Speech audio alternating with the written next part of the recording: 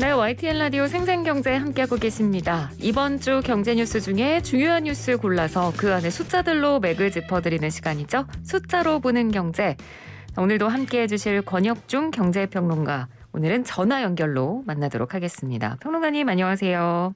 네, 안녕하십니까. 네, 오늘 숫자 큽니다. 28억 개. 네, 바로 우리나라에서 버려지는 일회용 컵 숫자라고 하는데 개수가 정말 어마어마합니다. 근데 오늘 왜 이 숫자를 오늘의 숫자로 정하신 거죠?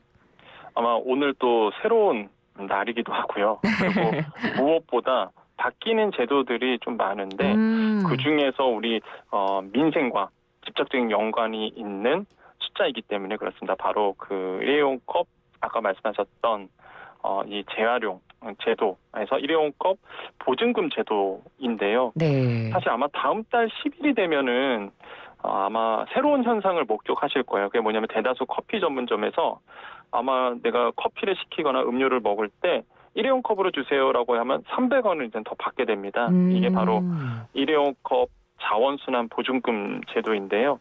네. 근데 이제는 더 놀라운 게 이거를 내가 반납을 하면은 또 300원을 돌려받게 돼요. 예, 그래서 자원을 재활용하자라는 취지로 이제 나오게 된 법이라서 네. 그래서 보증금을 이제 300원을 내고 주문을 하고 다시 그걸 반납하면 300원을 받는 이렇게 됩니다.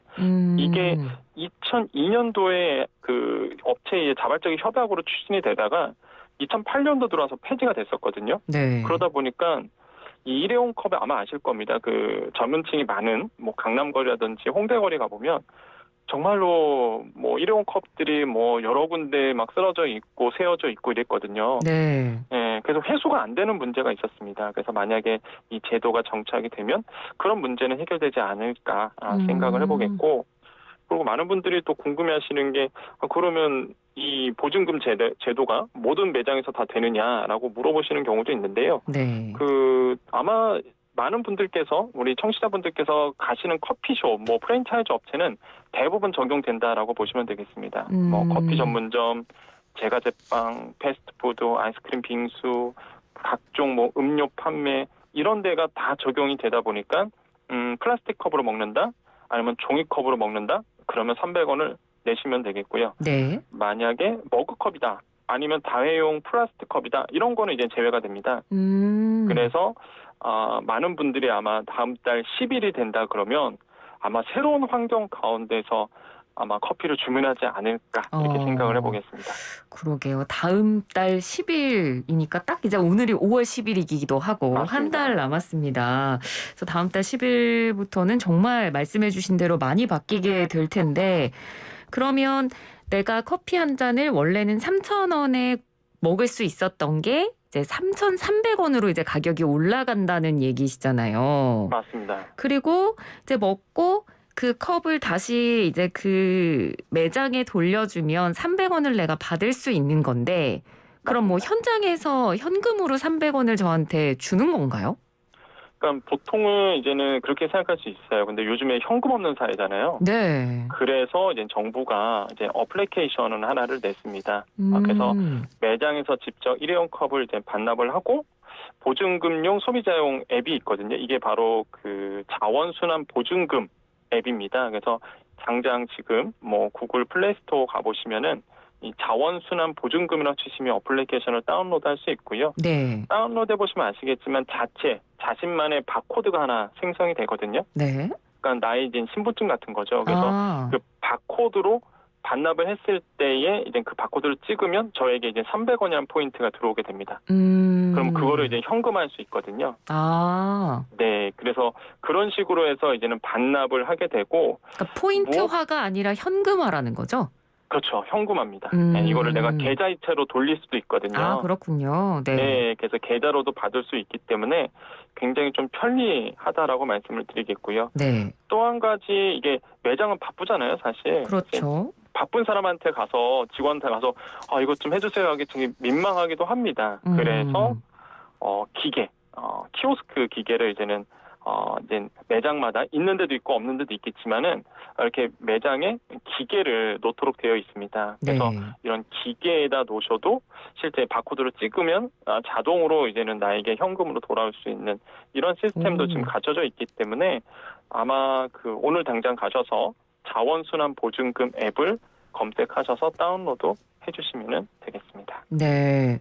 그러면 내가 먹지 않은 컵이라든지 아니면 만약에 길을 걸어가다가 네. 어디 컵이 떨어져 있는 걸 발견했어요.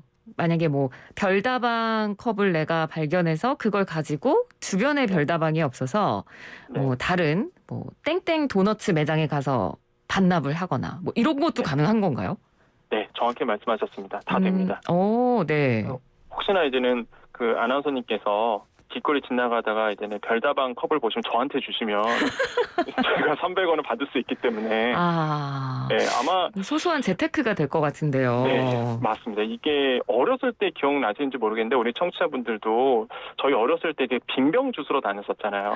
네, 그랬죠. 네, 빈병 주워서 슈퍼에 갖다 주면 이렇게 돈을 줬었는데 마찬가지입니다. 그래서 이 플라스틱 컵 아니면 일회용 컵을 내가 먹지 않더라도 길거리에 지나가다가 일회용 컵을 발견해서 내가 그걸 가져다가 아무 매장 상관없거든요. 네. 네, 그게 뭐 별다방 컵이라도 하더라도 금방 말씀하신 것처럼 땡땡 도넛 가갖고 이거 환급해 주세요. 그러면 환불을 해줍니다. 300원을. 네. 그렇기 때문에 눈에 보이면은 무조건 환급이 되는 부분이에요. 그래서 아마 이게 따져봐도 큰 금액이 될 수 있거든요. 네. 이게 아까 이제 잠깐 말씀드렸었는데요. 일회용 컵이 우리나라에서 28억 개 정도가 제가 말씀드렸잖아요. 예. 그러면은 300원씩 곱해만 해도 이 규모가 1년에 8,400억 원입니다. 네. 거기에서 회수가 안 되는 부분이 굉장히 많거든요. 그러면은 사실 이제 무시 못할 금액이죠. 뭐 10개를 모았다 그러면 3,000원이고요. 네. 100개를 내가 모았다 그럼 3만 원이거든요.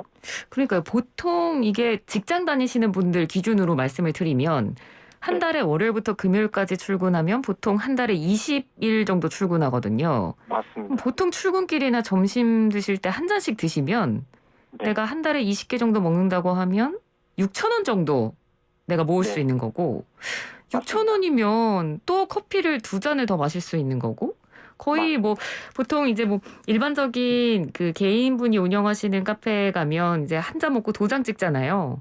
뭐 10개 모으면 한 잔 무료라든지 그거랑 비슷한 효과가 날 수도 있을 것 같아요. 예, 무엇보다 남이 먹었던 것도 된다는 게 제가 먹은 게 아니라 남이 멀어서 뭐 급해서 그 사람이 버리고 갈 수도 있잖아요. 네. 그거를 또 이렇게 수익할 수 있다는 부분이 저는 사실 옛날에 정말로 빈병 주스러 다녔던 그냥 친구들끼리 그런 생각이 나더라고요. 그래서 아마 이렇게 제도가 된다 그러면 정말로 길거리에는 제가 봤을 때 일회용 컵은 사라지지 않을까. 그래서 그런 의도로 아마 정부가 이런 좋은 제도를 마련했다라고 좀 생각을 해보겠습니다. 네, 뭐 일부러 막 주우러 다니시는 분들이 많진 않으시겠지만 그래도 네네. 이게 뭔가 솔선수범해서 그런 일회용 컵을 이렇게 버려져 있는 걸 줍는 훈훈한 모습을 앞으로 좀 자주 보게 되지 않을까 그런 생각도 함께 하게 됩니다. 네. 자, 저희가 이 일회용 컵 보증금 이제 다음 달부터 받을 수 있다는 거, 그거 이제 첫 번째 아이템으로 말씀드렸고, 자, 두 번째 숫자로 넘어가 보겠습니다. 만 65세 바로 이제 노인층, 노령층을 말하는 건데 이번에는 이 관련된 좀 도움이 될 만한 정보를 준비를 하셨다고요? 네, 이게 제가 보증금제 이러면은 대부분 커피를 젊으신 분들이 많이 이제 길거리에서 드시고 계시잖아요. 그래서 네. 고령층 분들을 위해서 이제는 새로운 정보를 좀 드려야 되겠다라고 준비를 해봤는데 네. 일단 안정적인 노후 생활 지원이 필요하다 했을 때 아마 많은 분들이 알고 계실 겁니다. 바로 기초연금 제도 아실 텐데요. 근데 다시 한번 좀 강조를 해드리면은 월 30만 원까지 이제 지원을 받을 수 있는 연금 제도이기도 합니다. 네. 그래서 만 65세 이상해야 되고 소득 인정액이 선정 기준액 그러니까 소득 하위 70% 이하여야만 되거든요. 그래서 네. 만약에 내가 이 소득 하위도 되고 그다음에 연령도 된다 그러시면은 읍면동 주민센터 가셔서 바로 이제 신청하시면 되겠습니다. 근데 기초연금 제도는 사실 많은 분들이 관심도 많으시고 많이 알고 계세요. 그런데 사회 일자리는 잘 모르시는 분들이 굉장히 많으십니다. 네, 일자리 네. 너무 중요하죠. 맞습니다. 그래서 그 노인들에 대한 일자리를 좀 종합해 본다 그러면 네. 두 그룹으로 나눠져요. 사회활동과 노인 일자리 이 두 가지로 나눠지는데 사회활동은요 공익활동이 있고요. 사회 서비스형 선도 모델이 있습니다. 네. 그래서 이게 공익활동은 지역사회 공익증진 프로그램이라고 보시면 되겠고요. 그다음에 사회 서비스형 같은 경우에는 이제는 외부 자원 그러니까 뭐 다양한 것들을 활용해서 서비스 분야의 신노년 세대를 위해서 맞춤형 일자리로 제공을 하고 있거든요. 근데 이건 시범 사업입니다. 그래서 정말로 뭐 노인 일자리에 보면은 시장 사업단형, 취업 알선형, 시니어 인턴십 굉장히 많은데 많은 분들이 이걸 모르세요. 그래서 그냥 가장 쉬운 방법은 주민센터 가셔갖고요. 네. 내가 노인 일자리가 총 5가지가 있다고 하던데 조금 내가 궁금하다라고 하면 안내를 해드릴 거고 네. 아니면 내가 찾아가는 게 어렵다 하시면은 노인 일자리 상담센터라고 있습니다. 1544-3388이거든요. 네. 예, 그래서 여기에 전화하셔서 상담을 받으시면 꼭 되겠고 중요한 게 있습니다. 많은 분들이 오해하시는 부분이 이렇게 노인 일자리를 하면은 기초연금에서 아까 제가 말씀드렸잖아요. 이 기초연금에서 탈락될 수 있다더라 이런 얘기를 하시는 분들이 계세요. 혹시나 근데 대상자에서 빠지지 않을까. 그렇죠. 소득이 있다 보니까. 네. 그런데 이거는요. 노인 일자리는요. 기초연금 대상자 선정 시 근로소득에서 제외합니다. 그렇기 때문에 내가 소득 기준에서 내가 노인 일자리 때문에 소득이 높아져서 내가 네. 기초연금을 못 받는다? 이거는 틀린 얘기거든요.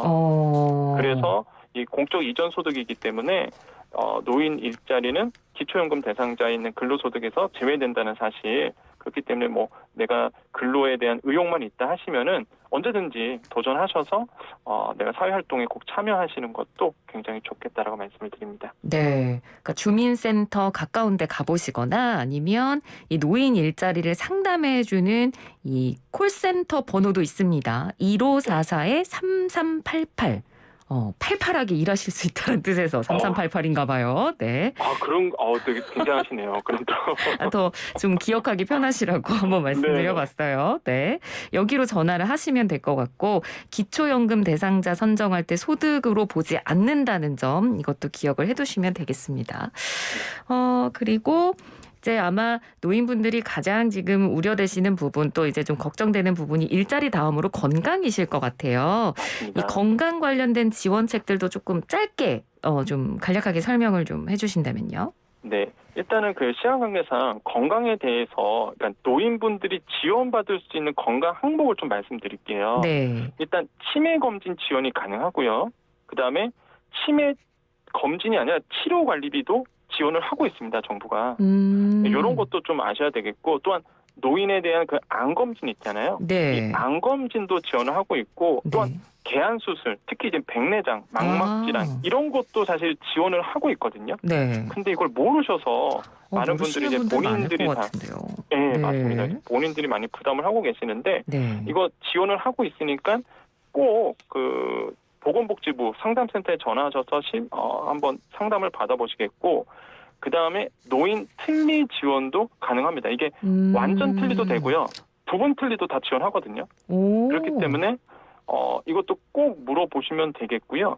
노인 치과 임플란트도 지원해요. 그러니까 임플란트 하시는 분들 많으시잖아요. 많죠. 네, 평생 2개까지는 가능합니다. 네, 그래서 2개까지는 지금 지원을 하고 있기 때문에 마찬가지로 요것도 치과 병원 또는 이제 건강보험공단 지사에 문의를 해보시면은 안내를 받을 수가 있겠고 노인 무릎 인공관절 수술도 지원을 하고 있습니다. 이건 다만 이제는 기초생활수급자, 차상위계층, 한부모 가족 여기가 한부모 가족이 좀 들어있거든요. 그러니까 혼자 사시는 분들 같은 경우에는 좀 이런 부분들이 문제가 되다 보니까 노인 무릎 인공관절 지원도 가능하다는 거 말씀을 드리겠습니다. 그래서 정말 이렇게 다양한 지원 정책들 우리 장년층 위해서 준비되어 있으니까 꼭 아까도 말씀드렸던 보건복지부 상담센터 129번으로 문의하시면 되거든요.